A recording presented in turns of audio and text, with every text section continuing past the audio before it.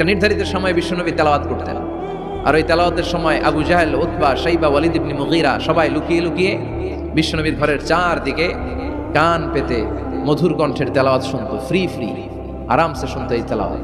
বিশ্বনবীর তেলাওয়াত যখন শেষ হয়ে যেত, এরা ভাগলপুর দিত দৌড়, ফিরে যাওয়ার রাস্তা থাকতো একটা, কয়টা দেখা হয়ে যেত।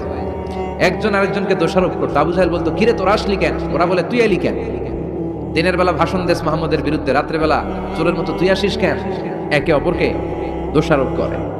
আবু জাহেল বলে, ঠিক আছে, কাল থেকে আমিও আসবো না, তোরাও আসবি না, চল আমরা শপথ নেই যে কেউ আসবো না, দস্তখত দে, সিগনেচার দে, যেই আসবে তার মাথার চুল কামিয়ে আলকাতরা মেখে মক্কার বাজারে ঘুরিয়ে ঘুরিয়ে অপমান করা হবে।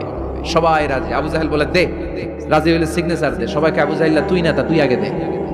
আবু জাহেল 1 নাম্বার, নাম্বার 2 উতবা, নাম্বার 3 শাইবা, সবাই সিগনেচার। কালকে কেউ যাবে না, কেউ যাবে না। দিন গড়িয়ে রাত আসে,